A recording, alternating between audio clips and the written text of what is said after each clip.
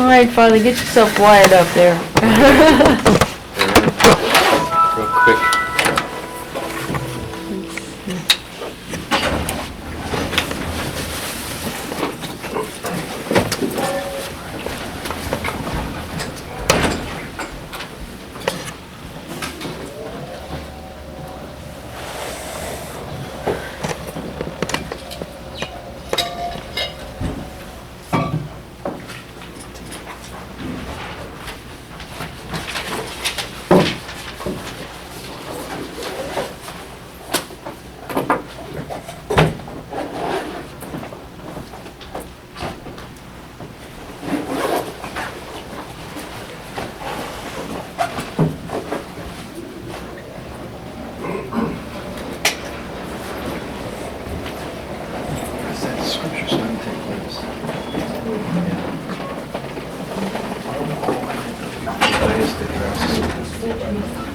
Hi. There's people coming. It's a cold day. God bless you all. It's nice to be nice and warm.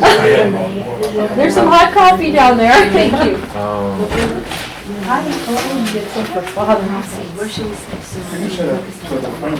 sorry. It's okay. There's somebody sitting on our record. Start from the beginning of September.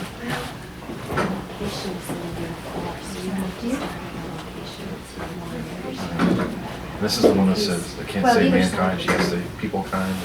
I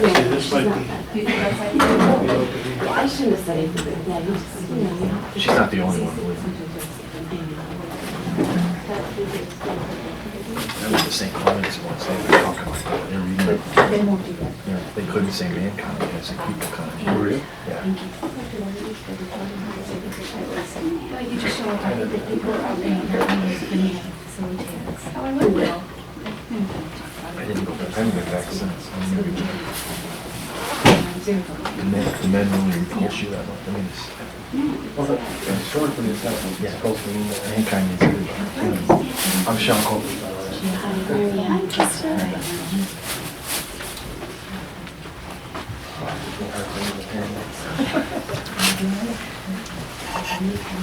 Hi, everybody. There you go. One for you and one for me. Wiring.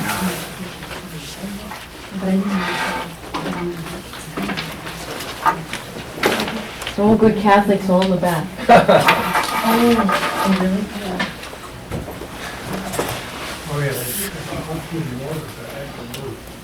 Can they see that? Can they see Yes, they can. Okay, no, it's not real neat, but.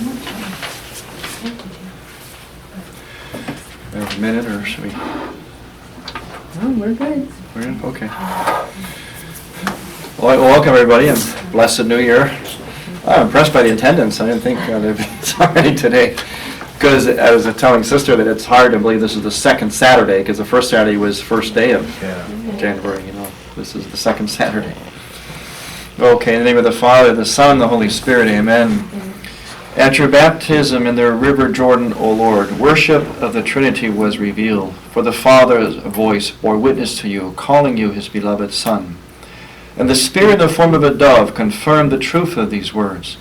O Christ, our true God, through your incarnation, you have manifested yourself and enlightened the world. Glory be to you. In the name of the Father, and the Son, and the Holy Spirit. Amen. Well, we're just coming through the glorious theology of the body season. The great mystery. This is the great mystery, you know, the great spousal relationship where God enters into intimate relationship with his bride, the world, the creation, ultimately the church. That's really the great miracle of Christmas season, and the three, the Magi, manifest, the epiphanic dimension of it, and for us, the baptism of Christ, or revelation of the Trinity. It's all this idea of God filling his creation, entering his bride, and revealing himself, and therefore revealing the true quality of everything. And that's really what John Paul's whole life, his whole ministry, and from love and responsibility to theology of the body was all about. Getting us to see really incarnationally. And what we're doing, I try to sum up a little bit of a scheme. We're going to build like a little, like a staircase here. With a foundation, to sum up what we've done so far. Typical John Paul, it's very dense, you got to kind of wade through it, but it builds up momentum, it gets better and better. And in terms of that's why I think it's kind of neat that looking at how we're moving through this book, and we'll be in the warm weather season, we get to the real hot parts. So there's a whole lot of really fun stuff to come. But we have to kind of move through this kind of the winter of this love and responsibility, and we'll get into the spring and summer, which will be very exciting stuff. But to sum it up, basically, is I've made like a foundation. The foundation upon which he's putting all this on, that was the beginning of the book, is the person. It's all about persons. It's his whole spiritual personalism, as opposed to utilitarianism. In other words, seeing human beings first and always as persons, never just as means to ends and objects. That's how he basically began the book. He's laying a foundation. That foundation is laid upon the person. Then he's saying, okay, we persons feel this thing, this sexual urge, and what is that actually? Now, this is a key thing. It's all about the meaning of words. This is a very, very powerful breakthrough or discovery or technique for us today, especially those of us, most Catholics today feel very on the defensive, very unempowered, how to respond to arguments, how to engage, what to say. I'm always being asked, Father, if someone says this to me, what do I say back to them? And my answer is, and I take it right from here, his techniques, is never answer the question. Rather, do what the Irish do. You answer a question with a question. One time an Irishman was asked that. Why do Irishmen always answer a question with a question? The Irish guy said, do we know? You ask them, what do you mean, or what do we mean here in our discussion about whatever the word is? Love, sexuality, freedom, truth. That's what you do. Because words are the key.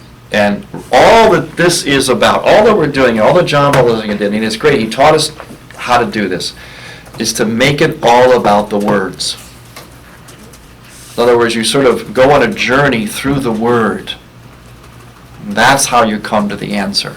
And if you do that, that's how you will be able to articulate with strength and confidence and convincingly what we believe, where the church is coming, and what truth really is.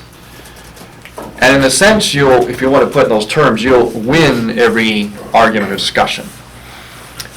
Because the world comes at things on a premise in which the meaning of words doesn't matter, or it's interchangeable, it's very irrelevant, it's a preference, it's whatever you want the word to mean at the moment. And that, of course, places the argument down on a very shallow and shaky foundation. So we come along, we say, oh, no, let's look at the word. And this word can only mean what it means. It cannot be this. And so that's the key. So sexual urge, what really is it? So the next thing he did after laying a foundation, sexual urge has basically these two dimensions to it. It moves us to unity, to community, to oneness, to intimacy, and it also is order to life. I mean, when you really look at it, not pick and choose what we like about it, what we want, but really look at it. That's what you come down to. So what is this urge that is so powerful? It is, in truth, it is an urge that has these two dimensions. Another way of looking at it, I call it the two L words, life and love. Sexuality is about life and love. And the two cannot be separated. Where there is love, there is life, life, love. Now the next thing then is, okay, what about love? What is love? There are many things we call love. There's many, many dimensions of it. And so he goes through the next part of the book that we've been going through now. We're going to pick up today. We're looking at the different ways that we can look at love, how we describe it. Like, we see something, we say, oh, I love that. Okay, so that's an attraction. But he talks about how an attraction is always, ultimately, an attraction to a value.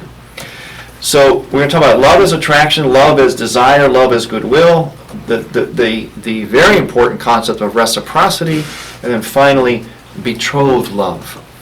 And from there, he goes to the psychological analysis. In other words, how do we actually experience love? Not just what is it, but how do we experience it? We experience it, we sense something, we see something, we feel something, unless it's a response of feeling. There's a sensual dimension to it, a feeling dimension, and it's kind of going in gradations till he comes to what is the higher level, which is integrated love. That it's not just feeling, it's not just attraction. It is those things. It's all part of it, but it's not all of it. That ultimately you want to come to an integrated love. Integrated means all those things working together. I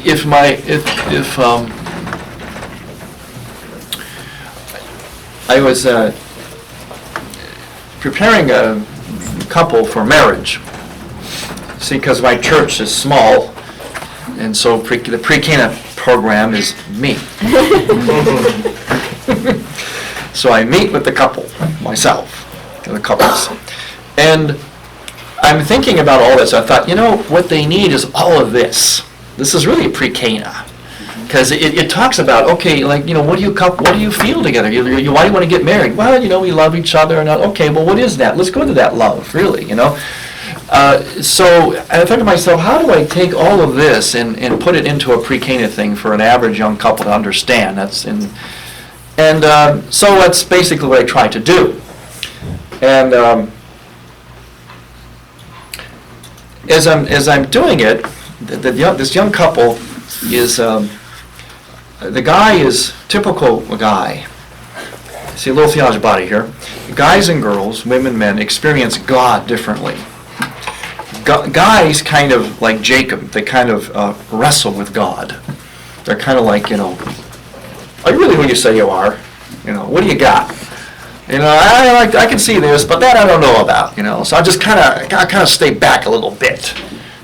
So this guy was born and raised in the church, but he's a young guy, so he's kind of drifted and kind of has that attitude. And she was born and raised in church, but drifted as well, but they're kind of coming back. Her more so, him kind of like a guy, cautiously. Okay. We'll see. I kind of had that way, but we'll see. So anyway, so I'm talking with him, and I'm talking about all this stuff and theology about it, trying to put in, and just to show you the power of this stuff. And he says to me, so he says, well, Father, this stuff here, it's like, and I'm waiting, he's trying to find the words, and he can't find it, and I'm holding my breath. I think, oh, shoot, are we getting through to making progress with this guy? And he's trying to find the words, and he starts a phrase, and he stops, he tries another bunch of words, and finally he just says, it just all makes sense. I'll say, the way you put it, it makes sense. It's simple, It's like, that's kind of like what he was looking for all this time, and he was way from the church. It didn't all make sense to him. What's all this stuff? Now you kind of take this and try to get it into, simple terms, and it makes sense. And that is the most common reaction to all of this, the thought, writings of John Paul II on the human person. That when you put it all together and articulate it to people, in the end, It makes total sense. It's simple and profound, and I can't argue with it, even if they want to. Okay, here's a guy who's kind of skeptical at the church, but he's like, he was big enough to say to me, what can I say? It just makes sense. But then, I had to ask, nowadays I have to approach pre-Cana couples kind of in the negative at first. I kind of learned the hard way. This is progressed over the years. It wasn't like that in my first year as a priest, but I realize now with the way the world is, I have to right off, ask them ugly questions. It's called the process of ruling out. But before we begin, is there any substance abuse going on with any of you or between you? Is there any big, huge debts that one of them doesn't know about? You're bringing this marriage. And then eventually I also come to pornography. So is anyone, are all of you, any of you into pornography? Well, she says no, but of course he says yes. And I told him, I said, okay, look, before we go any further, if you approach this marriage, you cannot have that. You cannot get married if you're doing pornography. You cannot enter marriage with pornography. It won't work. It's terrible. It's going to destroy your marriage. It's going to sabotage it. And he was like, well, why? Why? I want to know why, And I started to tell him. Now, if my chin is a little swollen today, it's because my jaw hit the table hard.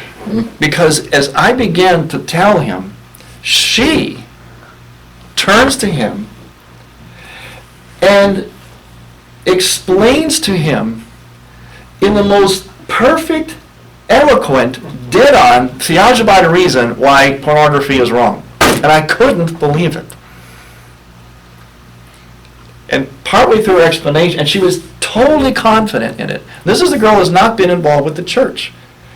About partway through, I stopped her. I said, where did you learn this?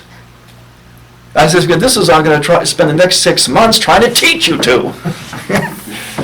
She says, I don't know, I just know it.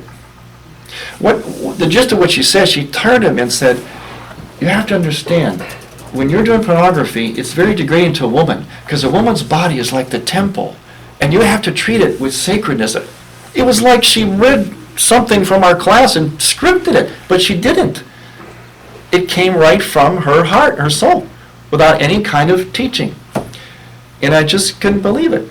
I thought, well, there it is. And it started to make sense to him. And it was just the most amazing thing. And so it gives you hope. But that's what she knew somehow, by some grace, is so much of what we're trying to achieve with all of this. The right way, the truth.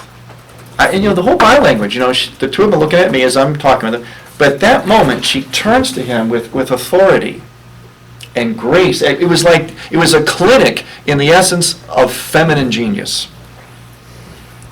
It was just inspiring. I couldn't believe it. My jaw just hit the table, So, there is hope. Now, our next session, I will explain to them why it's not good for them to be living together. That's it, but that's enough for today. We'll go on next week.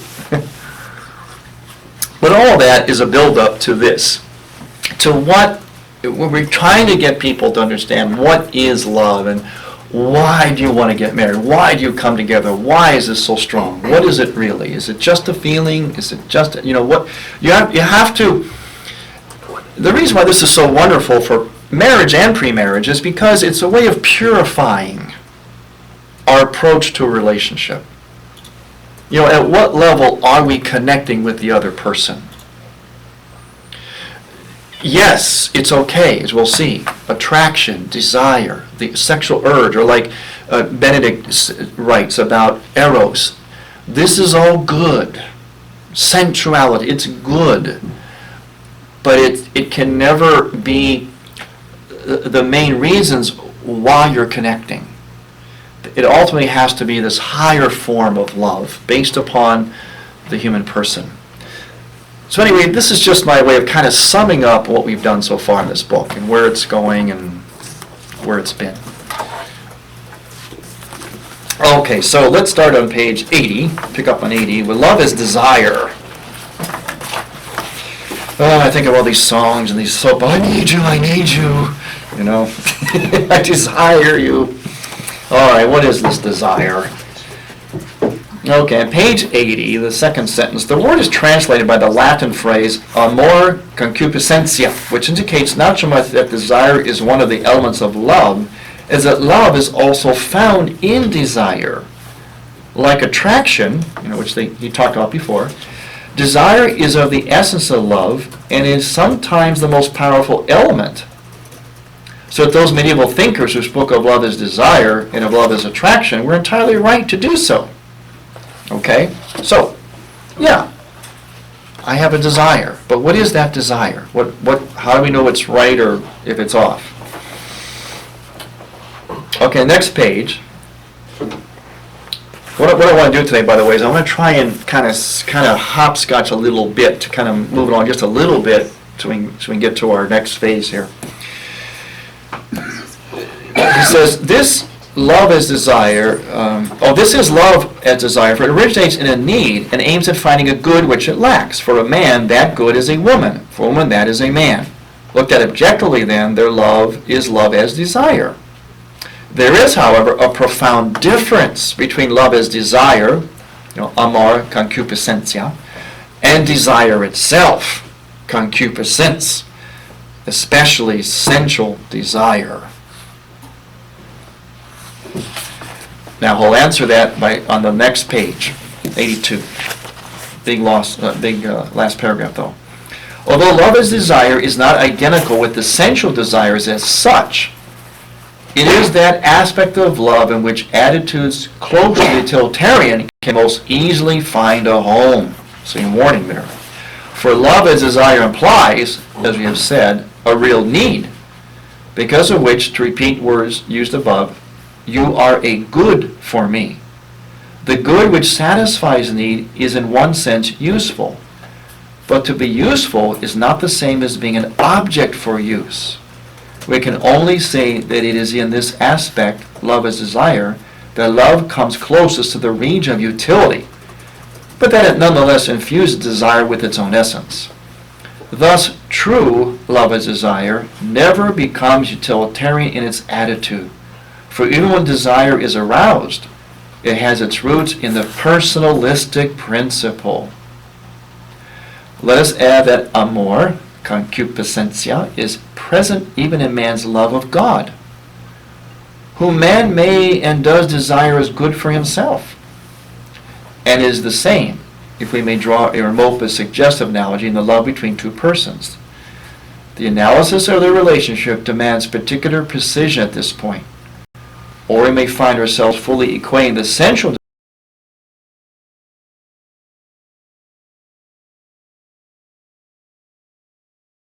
being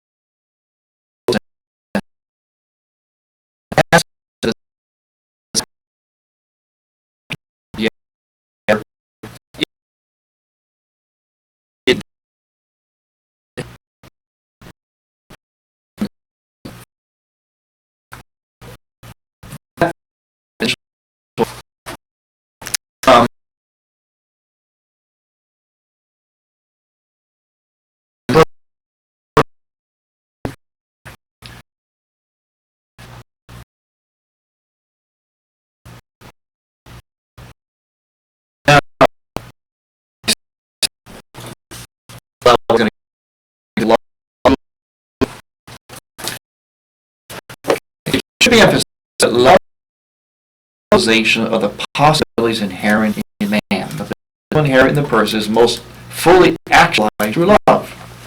The person finds in love the possible full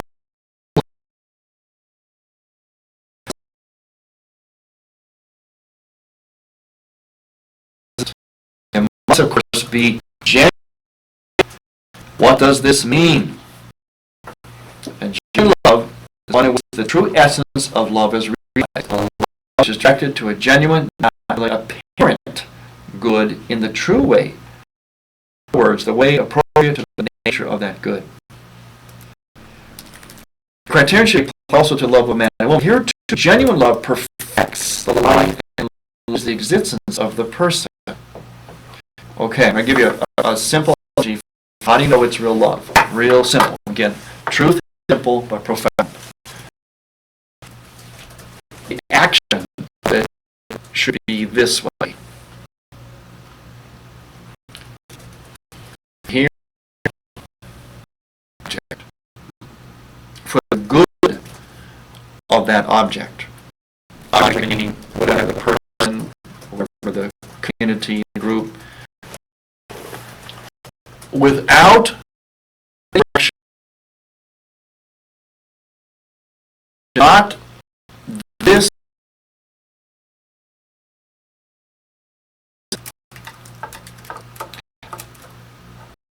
And this is what he's going to start with: goodwill. The will, and the action, actually, intention and act. I will do what is best for the other of my will, regardless of the cost to myself. There's no turn this way in real life, which scares us. Because well, we'll be left out. What about me? Well, that will come up in the other concept called reciprocity. You don't have to worry about it. It's a hard thing for our culture, our world to understand. That you direct outward. And through that, you will get what you need. In the second paragraph, love between man and woman would be evil, or at least incomplete, if it went farther than love is desire. For love is desire, not the whole essence of love between persons. It is to long for a person as a good for oneself. One must also, and above all, long for that person's good. See, there's the key. How do you know someone loves you? Not because they want you, desire you. Rather, they desire your good. Period. That's how you know they love you. Well, that's how you know that you are loving.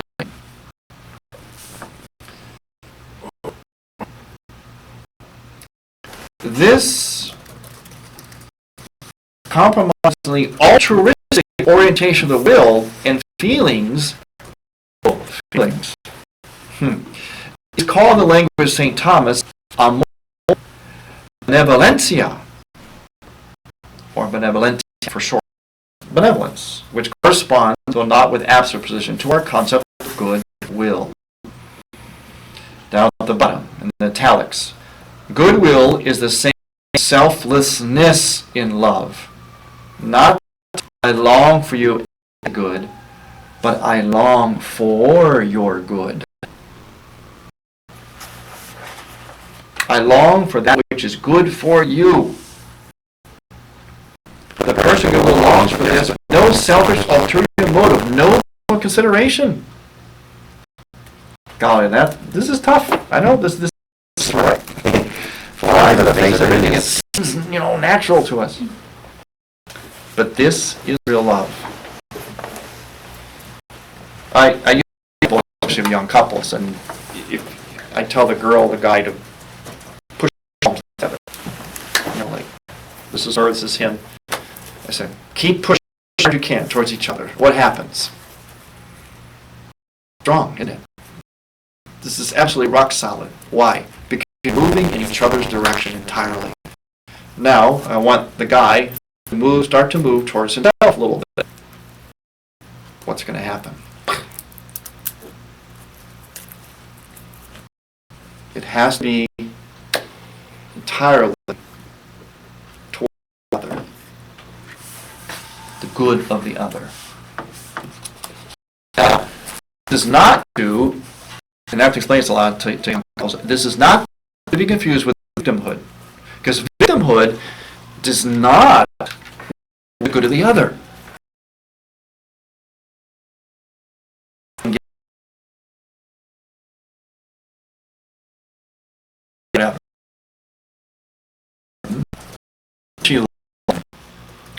Is to bring that behavior to his attention and work towards some resolution or healing of that behavior in him, not to be a victim.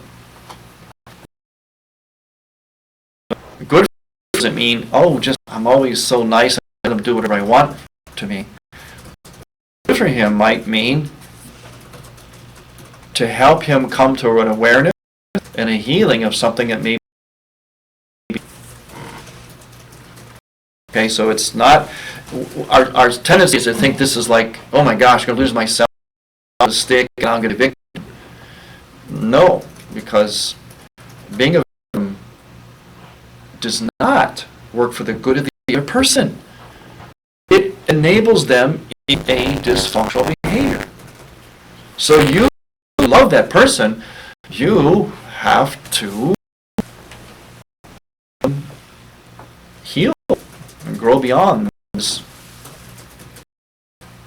Anything inappropriate in love.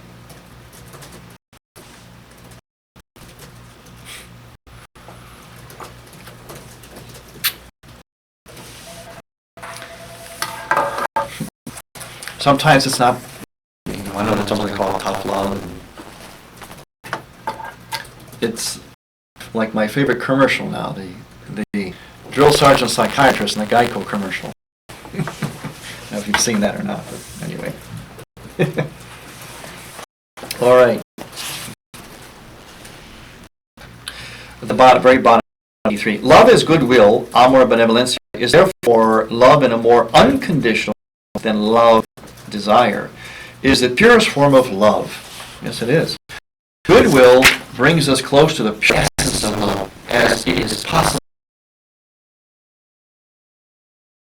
Love of man for woman and woman for man cannot be love as desire, but must at times, but must as time goes by move more and more in the direction of unqualified goodwill.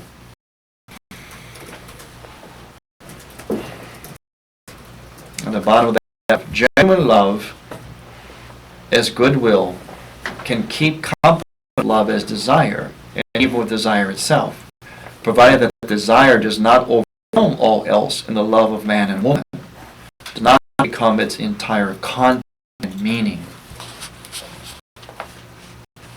All right, it's very clever that he then goes is on reciprocity, because he probably figures the reader at this point is getting nervous. I can't love like that. We must now turn to the reciprocity. And jump over to 85 paragraph. In any case, it is clear to see that love is by its very nature not unilateral but bilateral. Something between two persons, something shared. Fully realized, it is essentially an interpersonal, not an individual matter. It is a force that joins and unites of its very nature, inimical to division and isolation. For love to be a route from X to Y, a route from Y to X must converge. A little further down. It is reciprocity which determines whether that we comes into existence in love. Reciprocity is a proof that love has matured, that it has become something between persons, has created a community of feeling that is full, and that its full nature has thereby been realized. Reciprocity is the essential part of this. This throws new light on the whole problem. We have asserted above that will is naturally part of love, just as much as attraction and yearning. Love as desire and goodwill differ, but not so far as to be mutually exclusive. Y may desire X as a good for himself or herself. At the same time, interested disinterestedly desire what is good for X.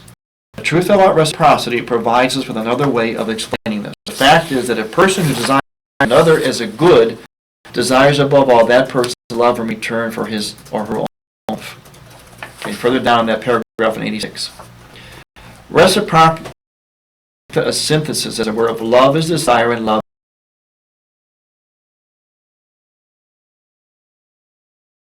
begins to be jealous of the other when one of them fears the other's unfaithfulness. At the bottom, he has a little insight from Aristotle. Then, it comes back to Aristotle's thought. If that which each of the two persons contributes to reciprocal love is his or her personal love, but lies ethical value, virtuous love, then reciprocity assumes the characteristic of durability and reliability. On the next paragraph, in 87. If, on the other hand, what both persons bring to their mutual love is only or mainly desire, if their aim is merely to use each other, to seek pleasure, then reciprocity itself does not possess the characteristics of which we have just spoken.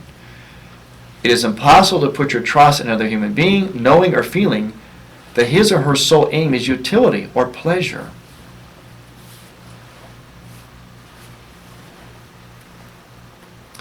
And a nice good sentence at the end of this paragraph. Life together, then, becomes, as it were, a school for self-perfection.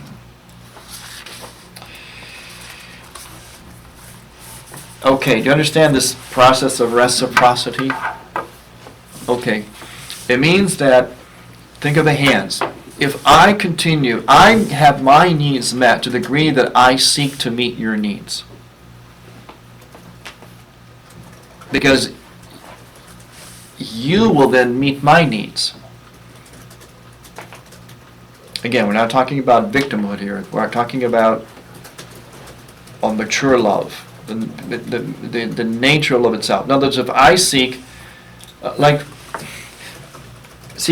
I counsel married couples, what's happening between them that they don't realize is that they're unaware of each other's legitimate needs. In other words, and this is one of the things that the guy responded to in this, going back to this couple I was talking about. I said a couple things like I said, your job, as it were, together in marriage, is to help each other become the best versions of yourself, as Matthew Kelly would say. Another word for that is holiness. Your job is, as the Popchak, Gregory and his wife, the Popchaks, would say, they do a lot on marriage and so on, they have radio shows and books, would say that very simply, when you work it all down, marriage is an arena in which the couple is supposed to help each other get to heaven. And you get to heaven by helping each other evolve, to use a word from my tradition, the Byzantine tradition, divinization, to divinize, to metamorphosize into the person, the fullness of the person that God intended you to be. I give an example of a couple. I say, let's say the girl has a desire, she feels deeply, she wants to be a mother, have children. But she also wants to write a book. And she really, really feels this very strongly. And then in having children, and also in maybe writing a book, for instance, she grows. She becomes more actualized, more transfigured. His job then is to perceive that in her. These are needs that she has that contribute to her becoming the fullness of who she is. My job then is to first perceive that in her, pick up on that, which is what a lot of couples don't do. That's their first problem.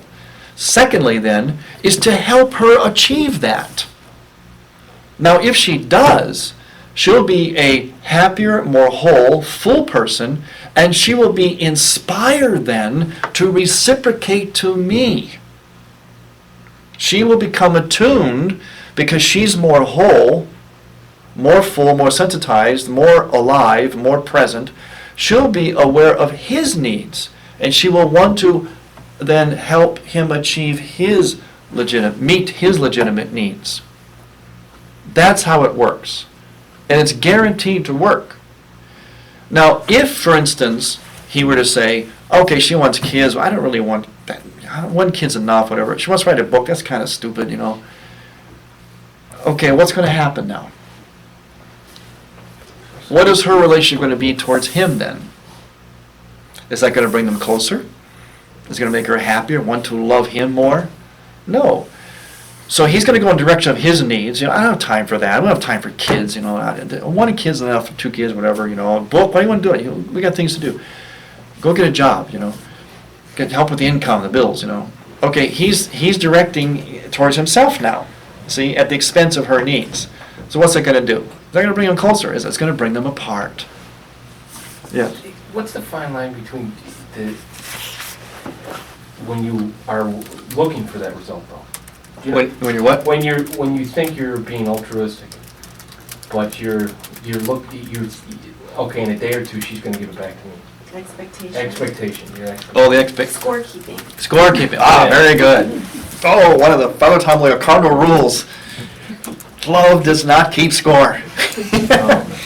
Yeah, you never keep score. But again, you're getting close to this kind of this line of like when you start becoming a victim, when you start becoming like getting the short end of it. Well, you'll know that, you'll sense that, and that's where then that one person's job is to bring that to the attention of the other. You know, and that's when you have to start looking at things and talking, working it out, or getting counseling, whatever it takes. But you have to be aware of, the goal is this reciprocity. And it really works. And this is the piece that a lot of couples miss. They're not understanding that their whole job is to be like vigilant. Okay, what, like the guy to her, for instance, okay, what does she need? What am I sensing? What message am I picking up from her that is very important to her? In other words, how much sleep does she need? Maybe she as my wife requires a 15-minute nap at a certain time of the day. And when she gets that, she's like a new person.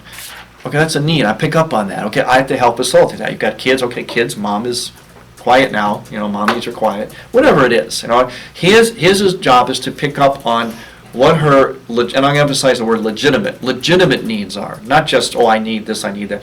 Legitimate needs on the levels of the person. Psychological, spiritual, physical, emotional. You know, we all have legitimate needs on that form and feed us as persons. And they're all different for us. You know, what invigorates you, what enlivens you, and therefore makes you feel like you want to be more altruistic, more loving, more whole. Yes? Online, we've got one comment. I think this is hard today because our role model of bringing up problems is the Jerry Springer type of resolution.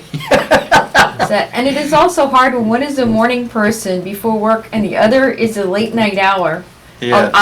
Yes. And I, as the morning person, fall asleep as she is trying to have a conversation about our differences.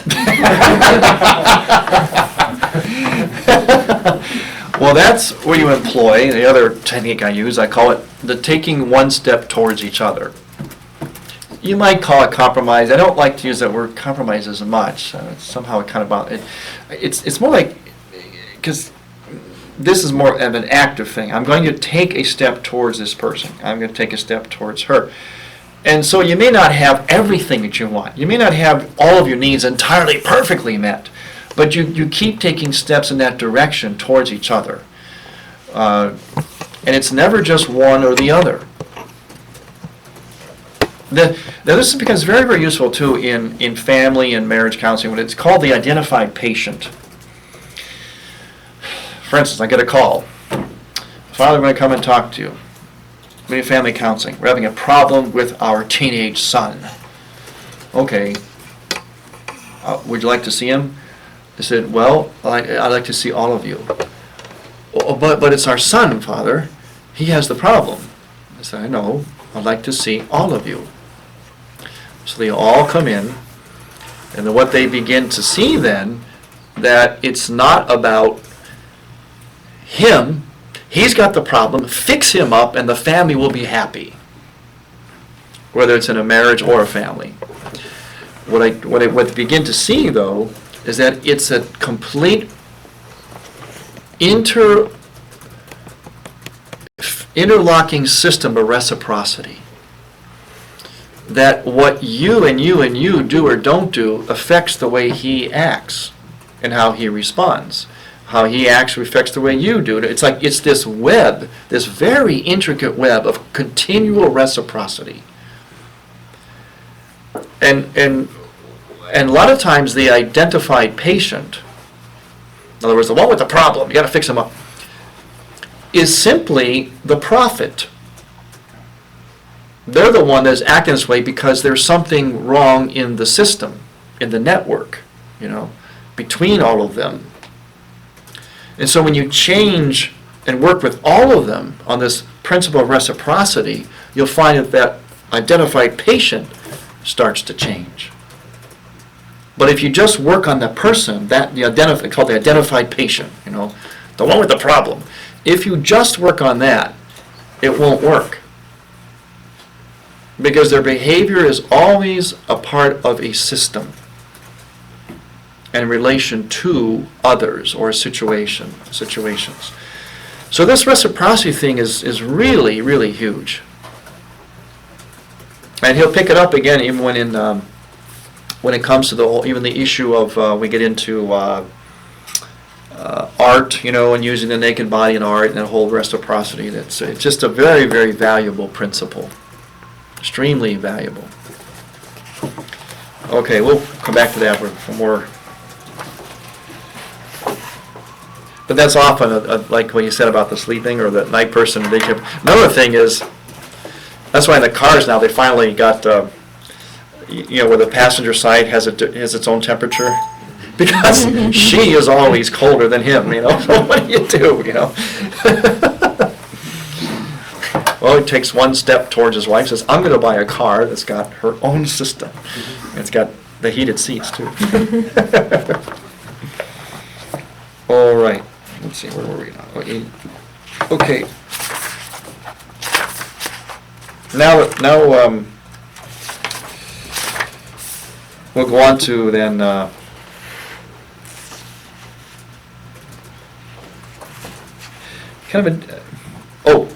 just want to finish on page 88. Where did I go? Yeah, let's go to 88. In the italics at the top, genuine reciprocity cannot rise from two egoisms. Their product can only be a momentary or at best fairly short-lived semblance of reciprocity.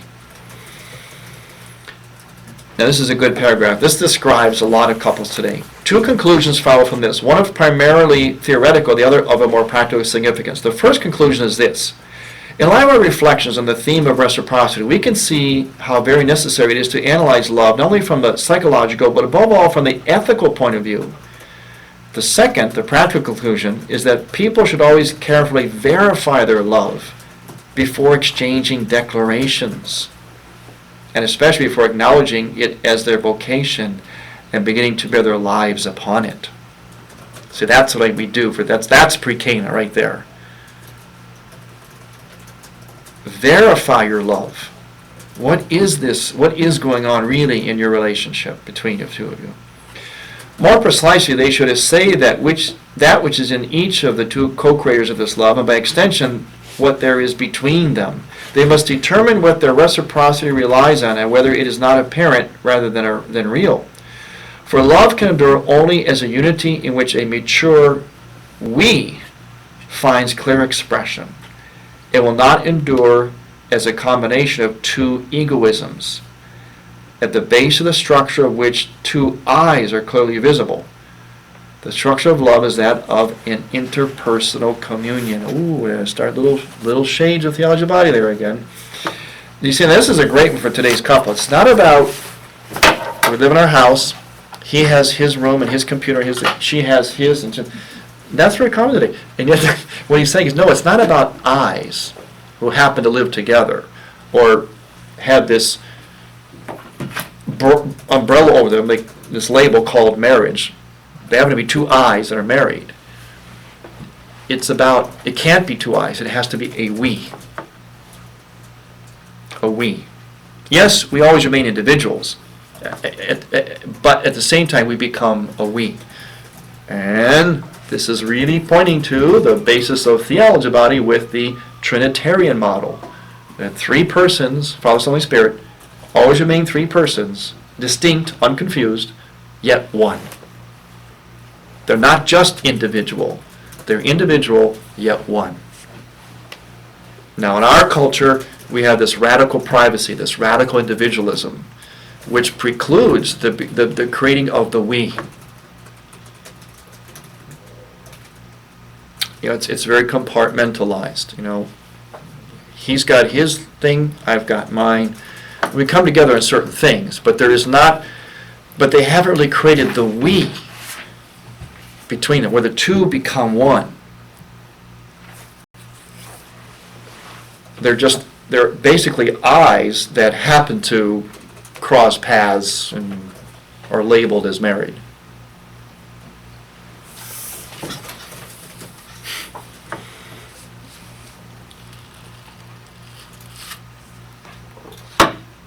Whenever the teenagers, we have a church van. Every church should have a van. Instant community. And we take the teenagers, we haul them around to events that they may or may not want to go to. And we made this rule that when they get in the van, what do you think the first thing they do is? Right? They all go into their individual world. Eyes, all these eyes. So we made this rule. Nope, you cannot wear those things, you cannot use those things in the van. You must become a we. That's the whole point of the van. You're captured in this thing. So you can become a we, because we're here to build community, to be Catholic, Eucharistic, not secular, individual. But see, it's automatic for them. And it's everywhere, buses and trains, and we go into our I. And so we have trouble with love. Okay, sympathy.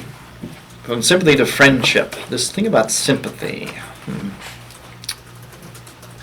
Sympathy says this. The verb means to experience together. Pathane, like pathos, means like a passion, experience together. Halfway down the page 89.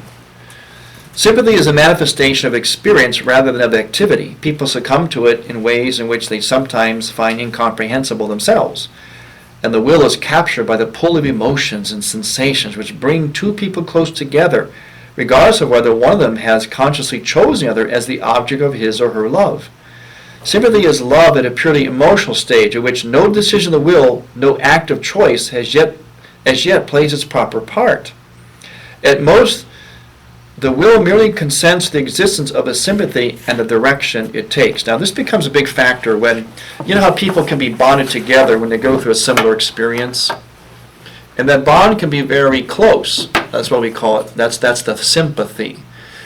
A lot of times I'll warn couples that if they made a decision to get married while they're in college, they met in college, fell in love, and they want to be married, or they're going to get married when they get out of college, I usually warn against that.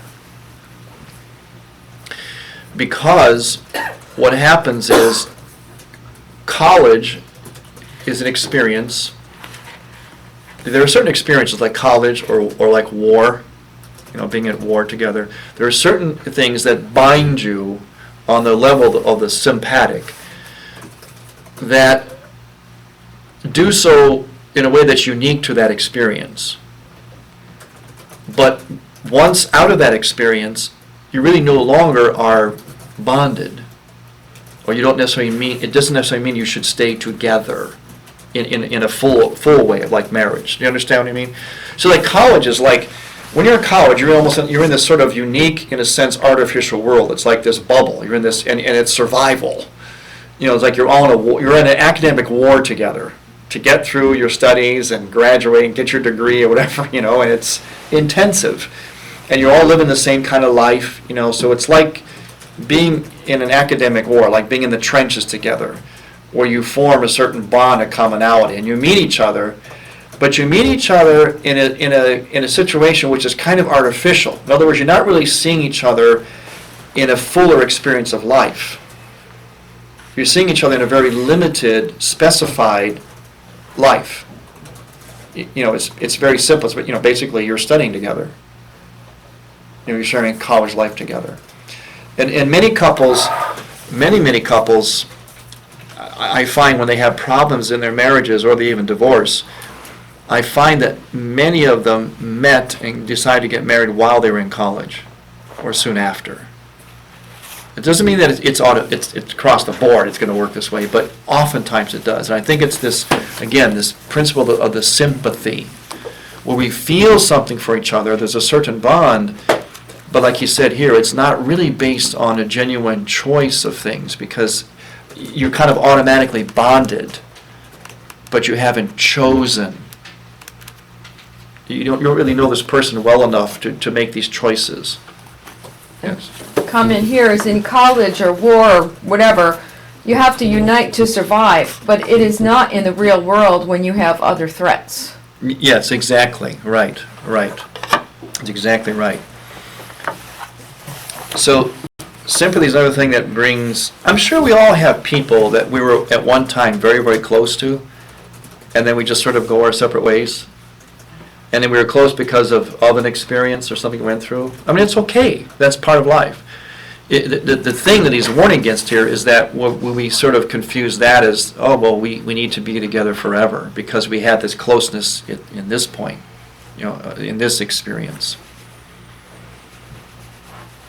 Yes. I've heard a lot of movie actors form relationships when they're making a movie. Yes. Movie making is supposed to be an intense experience. Yeah, a very good example. There's an excellent example. How many couples you see in Hollywood that tie up after they've made a movie together and they've had this, yeah, it's a very bonding thing, and only to later on, as we see in Hollywood, just automatically get divorced, you know.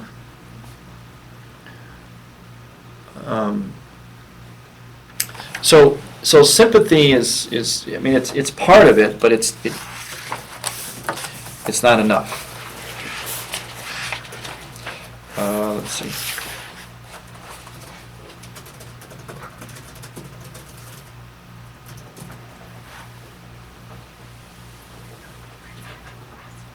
See, like Almost, is this also, you know, like the idea of chemistry?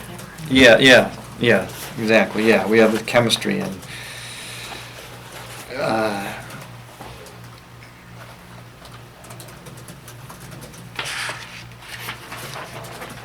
Okay, now he's going to introduce now, okay, if it's not just sympathy, it has to also be a friendship. Friendship has to come into it. On page 93, love, second paragraph, first full paragraph there towards the top. Love consists in the thoroughgoing transformation of sympathy into friendship. It is of its very nature creative and constructive and not merely bent on enjoyment. Sympathy is always only a signal. It's decidedly not a fully formed personal relationship. Further down, sympathy and friendship are two processes which must interpenetrate without hindering each other. This is the art of education and love. Now, down at the bottom, the last few sentences. Love is always a subjective thing in that it must reside in subjects, but at the same time it must be free of subjectivity. It must be something objective within the subject, have an objective as well as subjective profile. For this reason, it cannot be mere sympathy, but must include friendship. You may test the maturity of friendship between two persons by asking whether it is accompanied by sympathy, and more important still, whether it is totally dependent on sympathy, on sentimental impulses and transient emotions, or whether it possesses, apart from all this, a distinct objective existence in the person and between the persons. Only if it does is it a friendship on the basis of which two people can build their marriage and share their lives. See the difference? it's almost like, okay, if two people meet, say, again, the example of college, they meet in college, and they're thinking about maybe getting married, at least, my advice to them at least would be, hold off for a while, and see if you aren't, at the same time, don't have this element of at least, friendship as well. Not just sentimental bonding, but friendship.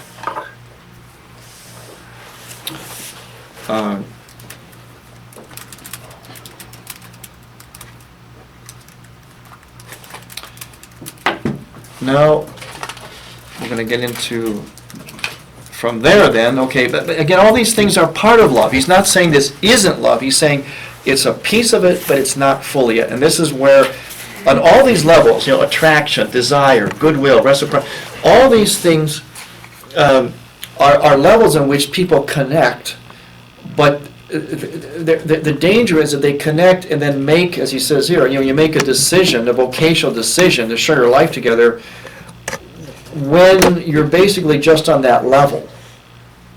You don't have the other levels. You don't have the rest of the story, as it were, of love. So he's going through all the ways that we talk about love and experience love, and he's saying the whole point is that ultimately he's coming to what it really is, what the whole integrated love is. So this, now he's going to kick it up another notch, and that's betrothed love. Halfway through this paragraph on 95, betrothed love. Love in the individual develops by way of attraction, desire, and goodwill. Okay, we've seen that, right? Attraction, desire, and goodwill. That's all right. Love, however, finds its full realization not in an individual subject, but in a relationship between subjects, between persons. Hence the problem of friendship, which we have analyzed here in our discussion of sympathy, hence to a problem connected with friendship and that of reciprocity. The transition from I to we is no less important for love than the escape from one's own I by way of attraction, desire, and goodwill. Love, especially of the kind which concerns us in the present book, is not just an aspiration, but rather a coming together, a unification of persons. This takes place, of course, on the basis of the attraction, desire, and goodwill which develop in individual subjects. Okay, so all these elements are okay, they're part of it. But now we have to keep kicking it up a notch, as a famous chef would say. And that's what he's doing here. Let's go to the next paragraph, 96. Betrothed love differs from all aspects or forms of love analyzed hitherto. Its decisive character is the giving of one's own person to another. The essence of betrothed love is self-giving, the surrender of one's I. This is something different from and more than attraction, desire, or even goodwill. These are all ways by which one person goes out towards another, but none of them can take him as far in his quest for the good of the other as does betrothed love. To give oneself to another is something more than merely desiring what is good for another, even if as a result of this another I becomes, as it were, my own, as it does in friendship. At the bottom of that paragraph. When betrothed love enters into this interpersonal relationship, something more than friendship results. Two people give themselves each to the other. Now, this is very significant in, like I talked about goodwill, that for the good of the other. Now, this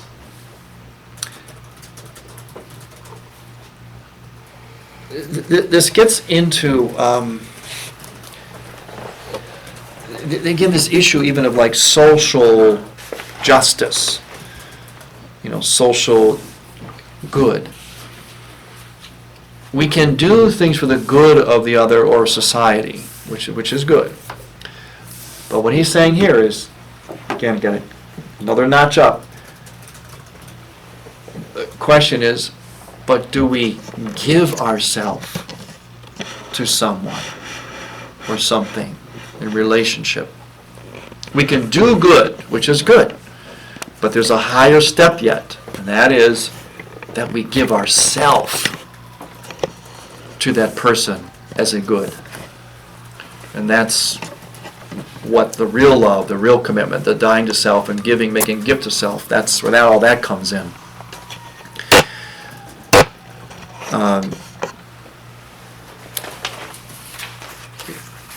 You see this a lot in like philanthropic efforts, which are good, but then on all of other ways, the person doing them is,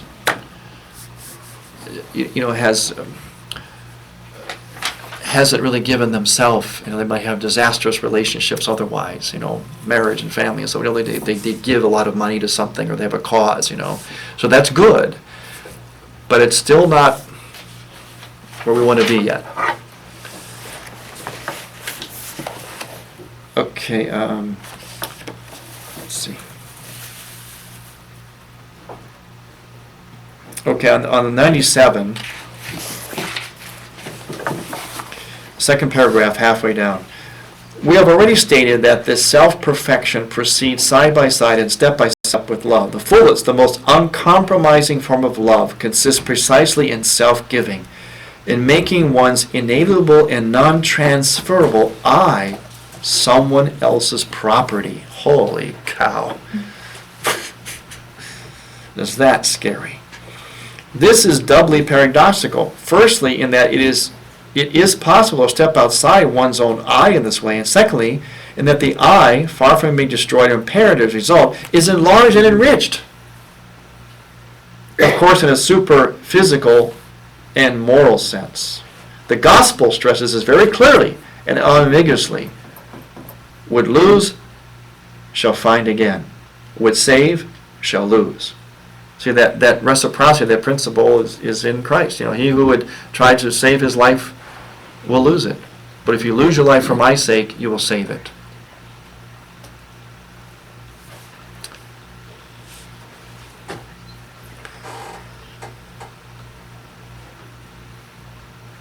You will really see that we have here not merely the personalistic norm, but also bold and explicit words of advice, which make it possible for us to amplify and elaborate on that norm. The world of persons possesses its own laws of existence and of development. But I really like that phrase. Far from being destroyed or impaired as a result, the I is enlarged and enriched. We find ourselves by losing ourselves. That's it.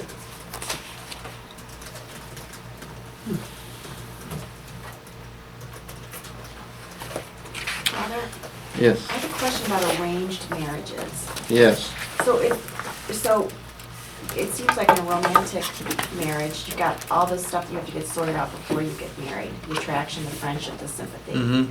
But in the arranged marriage, it just happens after the fact. Yes. Yeah. Yeah. So sometimes you hear from religious people that romantic love, there's too much emphasis on romantic love, Yeah. and attraction comes and goes, and oftentimes people aren't attracted to their spouses. Yeah. So, I mean, how do you square all that with the arranged marriage or? I think I'm kind of in favor of arranged marriages. Not exactly, but it's maybe something like that. I guess, and the caveat is like, what would be the difference between an arranged marriage versus falling in love in college or high school? Yeah. Well,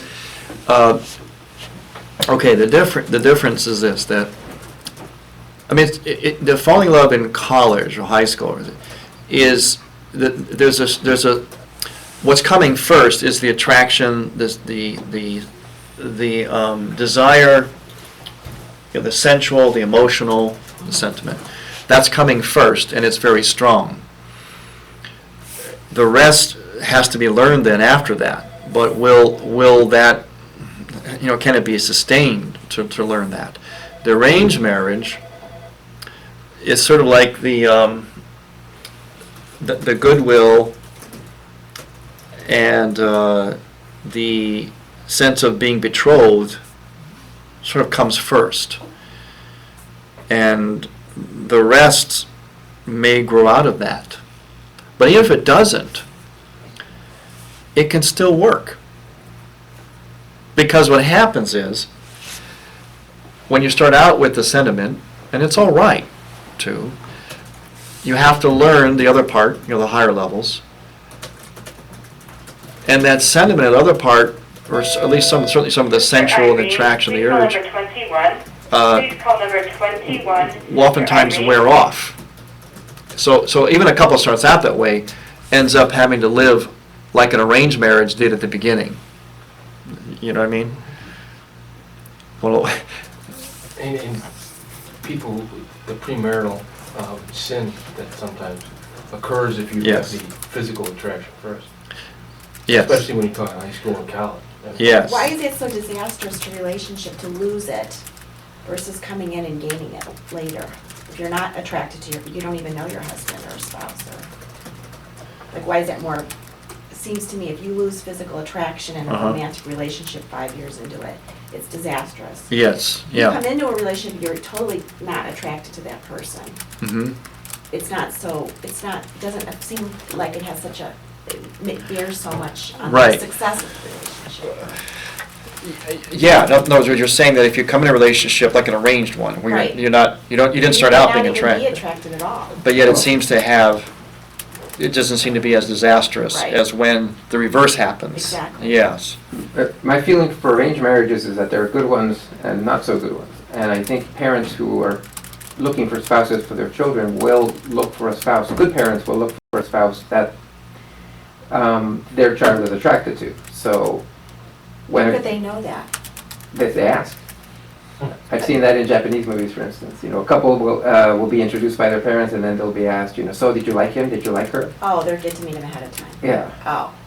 Arranged marriages, I think, are usually not the way sometimes people think of them, which is that you're told, okay, you're marrying that person, and you're going to meet them, on the wedding day. Yeah, right, So I right. think when parents do that, the result tends to be a better arranged marriage, when they actually think about the compatibility of their children and who would be a good match for their child, as opposed to simply wanting to grow their family influence by marrying up, which is what often happened in royal arranged marriages or in noble arranged marriages in the Middle Ages. They didn't care about the kids; they just wanted, to heighten their family's power and wealth. Father Ted at St. Joseph's Hospital had a lecture on that. There was a patient who was Chinese, and he said he didn't see his wife to the day of marriage. Not really. And Father said, "Oh my," he said, "how did you do that?" And the patient said, "Well, do you know your mother? Do you know your father? Did you pick your sister? Did you pick your mother? Did you pick your father? You still love them, don't you?" That's what the patient said to Father. And it was like, eventually you will come to love your spouse, and in that way. Yeah. I guess my question is that when people lose romantic love, physical Yeah. attraction, is that they don't love that person anymore. Yes. That's what they say. That's Right. what they get They divorced. say, Some yeah. have affairs.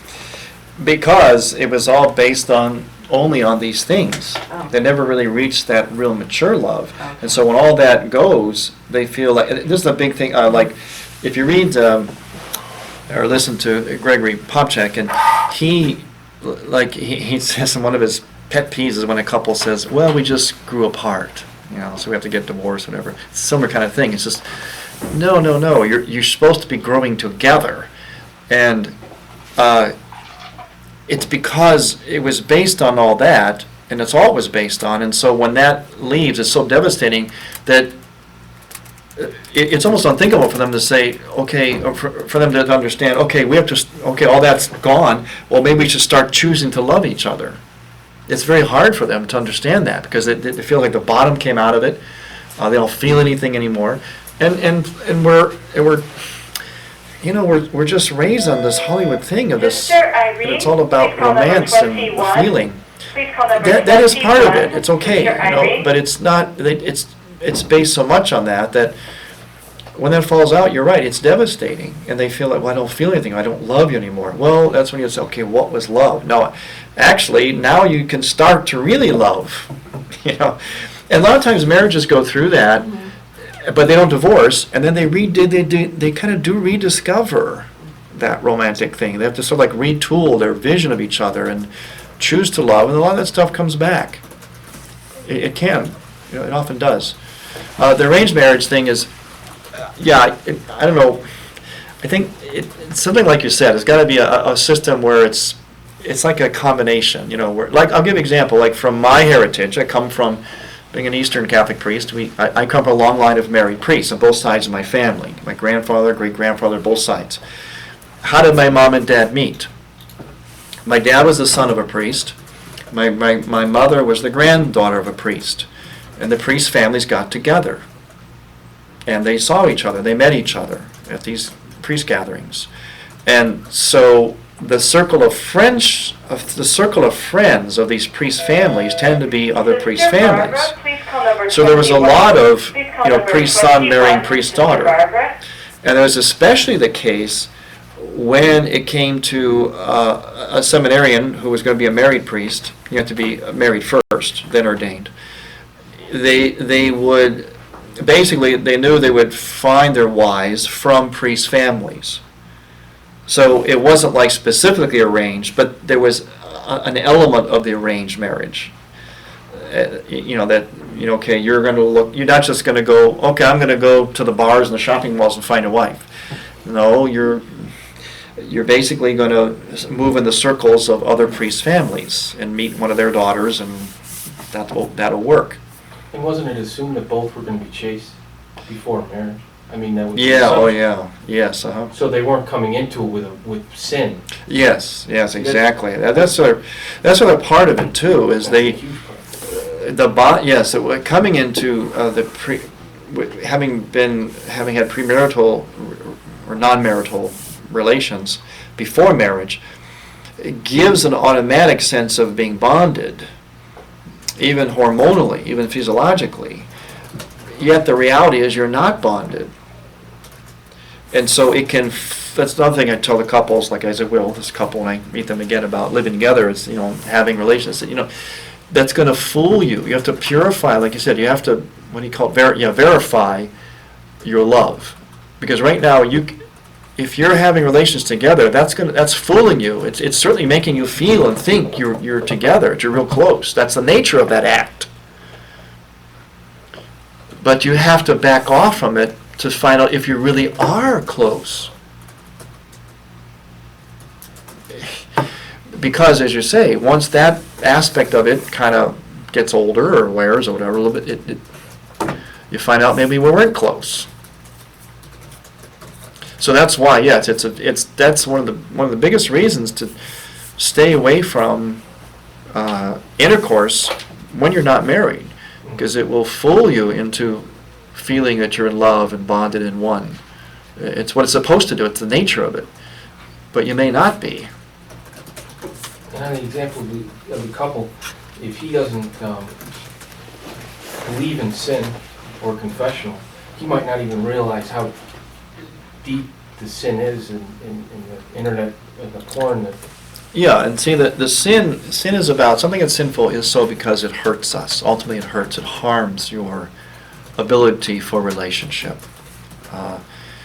for becoming who God wants you to become. The essence of sin is wrong, not just because you're going against God, but you're hurting yourself and hurting others, and God doesn't want you to do that. Do you think marriage should be based on common interests, period? Well, it's a very good point. Common interest. That's part of the arranged marriage thing, too, but the element of the arranged marriage. Very, very good point. Because what happens is, and I find this a lot, I get a couple that's been married, 25 years, the kids are grown, they're in college, they're out of college, they're getting married, 25, 30 years, and they decide to get divorced. What in the world? Well, why? Why would that be? Well, it's about what you're saying. A common interest, or I'm going to use another word, common vision. A lot of times I'll ask the couple, I'll say, I want you to go back to when you were dating and when you were courting, leading up to your marriage. What made you get married? Why did you choose each other? Why did you enjoy each other? And what happened in the first couple years of your marriage? I want you to go back there and tell me about it. Okay, what I get them to see is that until the kids came along, they had a certain common interest or vision together. And it's essential that they hang on to that.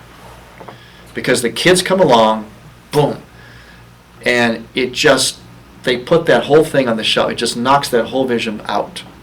And the focus is the kids and the household and, paying the bills and making a living and getting the kids through school. It becomes this chore, this task rather, that the two, and very faithfully, very well intended, the couple is engaged in as responsible parents. But unbeknownst to them, what's happening along the way is the two of them are losing that common vision and they're becoming strangers. So what's bonding them over these years is this common task. Getting back to the thing about almost like college. We're in this war together of raising kids in this world today and paying the bills and getting them to college and then that's done. And they look at each other and it's like, well, who are you? I don't know, who are you? And that's when the trouble starts. And so what I try to do is when they're in that situation, if it's not too late, they haven't gotten divorced, I try to bring them back to the common vision and to return to that, kind of dust that off or develop it, because that's what they lost and that's why they grew apart.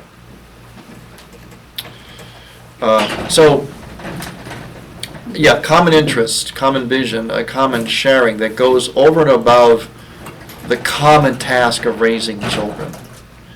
There always has to be some. That's why, one really good thing for families, for kids, is that that the children understand. Friday night or whatever system you want. Friday night, mom and dad go out, religiously.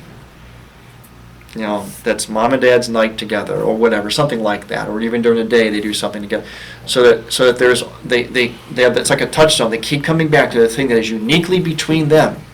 It's not involving the kids, but it's the best thing for the kids. The best thing for the kids is the two of them. There was a lawyer. I asked him once, "Why did you get divorced?" And he said, "Well, I liked boating and she didn't, so 6 months out of the year we weren't together." And I thought, what does love have to do with boating? I said, See, there's the eyes. Okay, there's the eyes. That would have been a great opportunity for sharing common vision. Or what is it that she liked doing during the 6 months? But no, it's eyes instead of a we. Or money pulls people apart. It does. They didn't have enough money, so she left. Yeah. Wow. And if God isn't sacred for both of them, then the marriage isn't sacred, so they don't feel the breaking the bond. Yeah, that's this is the thing that going back to my the young guy is I use you mentioned I use the wheel. There's also a this image as well, and that's the and this seemed to resonate with this young man I was talking to the other day, the couple. I said, here's God, here's the husband, here's the wife, okay? She's going to move towards God in her spirituality. Okay, she's moving that way. And so are you. Maybe at different rates and your own unique ways, but you both are going to keep as your primary focus God. Well, guess what happens? The closer you become as a couple. See? But if he doesn't go this way, she doesn't go this way, and you go this way, or this way, or this way, you don't grow close. Well, are you saying, Father, we really shouldn't marry a non-Catholic? That it really is best for your marriage and towards getting towards God is to marry the person that's a common interest, in fact, Catholicism? Well, a practicing Catholic, a Catholic that really understands their faith, and lives it. This is part of your common vision, and you may be at different levels of it, but still, it's your common vision. And ideally, the ideal is for two practicing Catholics who really understand the Catholic ethos. In other words, they've read these books backwards and forwards. They've attended these classes. That when they come together, that's the ideal. That's the best situation. And that's guaranteed for happiness. It is. But we're all meant to go to God. I mean, Yes, Yeah, exactly, all of us. We're all children. And as we all do, you know. we all do get closer to each other even, you know, but certainly a married couple does.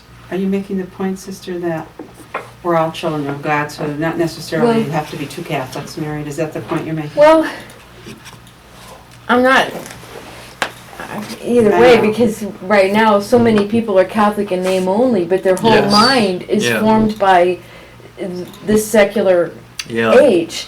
But to the extent that people are corresponding to grace and growing Yes. closer to God, responding to grace, the main thing I think would be. Yes. Because it is possible for someone who's not Catholic to actually be more Catholic than the Catholic Party in terms of their response to grace, their basic ethos, you know. And so, yeah, it can work. That's why the church, you know, before they didn't allow mixed marriages, but now we do, because there's always a possibility that the other person is responding to grace or will and can become. You know, there's a lot of people that are actually very Catholic. You marry a in Jewish their guy, ethos. though, and they don't believe in Jesus Christ. You think the marriage can survive? You can't even talk about Jesus. It's like, oh. You know, shut up. You know, Wow, shut up about it's Jesus. hard. Okay, Who I hard. love, you or Jesus. It's hard to okay, maybe hard to explicitly discuss it, but there can also be an implicit living or experience of Christ, even with the Jewish person and not knowing it. Like you get a Jewish person, say a Jewish person is married to a Catholic.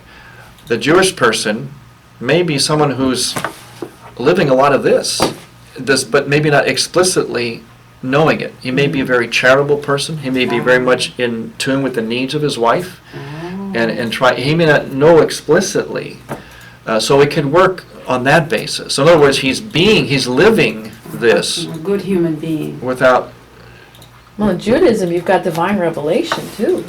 Yes. But one beauty of we're taking like the two young kids, is two Catholics that are practicing Catholics, is that everyone's going to go through a rough patch in their marriage, Yes. over a 50, 100, however long it's in, is the fear that it's a huge sin to divorce can save a marriage through a 20, 30-year period. I mean, not save it, Oh. but know that you have to come together. But if you marry someone who maybe in their, for young kids now, it's not someone who's already been married and whatever, if that other party's religion or faith allows for divorce, that could be a breaking point. You know, it really can be. Yeah, A lawyer it could, but- said to me, "Do you believe in divorce?" I said, "I wouldn't marry anyone that I thought I was going to divorce," but he would divorce in a minute. You know, like maybe that is an issue, that they would divorce if you did like somebody better or not quite how you should have turned out to be, and now how quickly they'll leave you. So, let's see. Sister, what did you mean by Jewish and divine revelation? I mean, if you're going to talk about, a Jewish believer Yeah.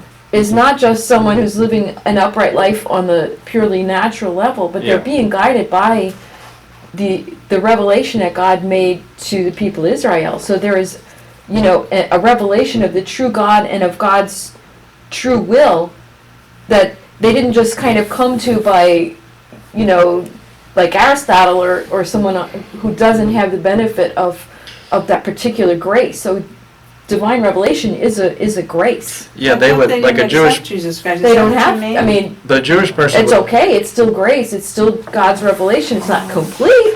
Oh. It's an incomplete revelation, Do but we have it's any Jewish genuine. people online listening that can do this? We've got some people that have Step up Jewish here. in-laws. Yeah. They're sharing, A Jewish person, to back up what Sister was saying, a Jewish person, especially practicing, and would certainly understand the whole idea of covenant and of marriage, as because it's all in the prophets. They're clear about that this relationship of God to His people was one of a marriage. The image of the spousal, and that's right what we're talking about. So they would understand if they're practicing and they're into their faith. They would certainly have certain elements that would be Yeah, that would be the helpful. difference, whether they're practicing or not. That's true. Yeah, and some people are just Yeah. can be practicing without really realizing it. Mhm. Like explicitly. But ideally, we want everyone to be Catholic. the whole world. That's why I say my motto is world domination. Because Catholic, again, is not a religion. It's about simply the truth of life. Okay, it's living fully what God has created and revealed. That's all. It's not about a religion. Yes. I was reading an interview with Justice Scalia of the Supreme Court, and who is Catholic, and the interviewer asked him, do you think there's like a Catholic justice or judge, or what is it? And he said, no, I think there are good and bad judges, and I think that, he said the one thing from his faith that always guides him is the commandment, thou shalt not lie. And I thought of theology of the body, and how without religion, you can't, if you live that truth, you can't go wrong maybe. And because at first I was kind of disappointed when he said that, but then I thought about it. Yeah, and that's really the whole essence of, he summed up, without the interviewer knowing it, he summed up the whole essence of Catholic morality. And that's why I always say it's like it's about honesty. Truth. It's about thou shalt not lie, meaning thou shalt not be a part of what is not true. And Catholicism is simply about identifying what is true and living according to that. That's all. The whole, and that's all this is about. Everything we've done here since we started, whenever we started, is all about one word, really: honesty. What is true? Like, what do you base laws? If he's a judge, how do you know what is a law? How do you know how to practice jurisprudence? How do you know how to judge cases? Whatever. You have to have that foundation, and that foundation is what is honest, what is truthful. See, the world is so afraid that about this. They kind of compartmentalize this. There's this Catholic morality, and if we get a Catholic judge or president, it's going to impose these things on. Catholic morality is just natural law, the laws of nature. It's the truth about life. That's all. It's not some special kind of sort of teaching of a certain club, organization that not everybody agrees with, and we would come and impose it on you. Catholic is just about life. So a Catholic judge or president would be the best thing, because they would be functioning from the standpoint of what is truth, what is reality.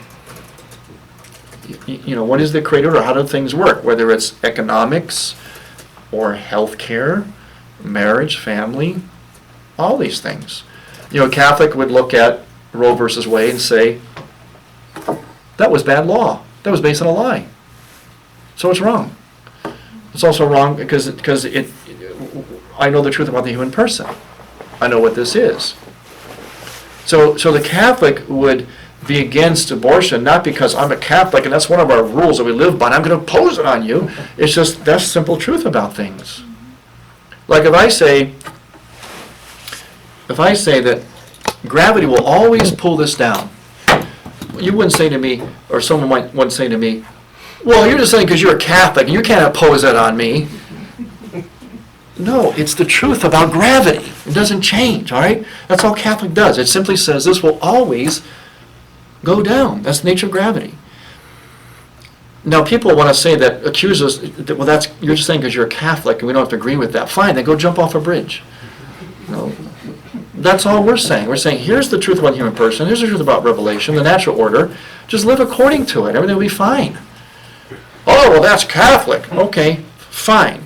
Then don't go according to that. Show me what you've produced. Abortion and contraception and homelessness, broken homes, sex abuse. It goes on and on and on and on and on. Because you don't want to be Catholic.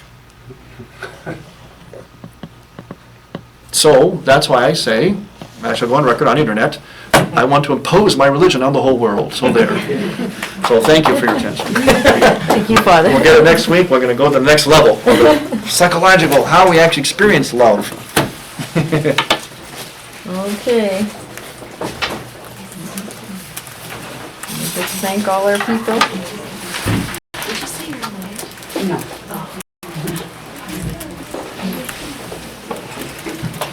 Sister, what class is this? It's like the second week or third? Second week of the month, second Saturday. I don't know if you saw this, this is like something that was on. Oh, we're just going on and on and on. And this is already not what class, The when whole did it focus was start? on the body this September? year. I didn't go. Oh, well, okay. It's a humanities, I thought you might enjoy looking. Yeah, This is the yeah. one we're using for On, this year. Have a responsibility. The body of Jesus. Okay. Oh, really? Oh, my Or the body, goodness. yeah. Great. Thank you, this yeah, I'd like class to will go relook on at that, till yeah, when? thank you. You're welcome. June. And God willing, pick up again in September.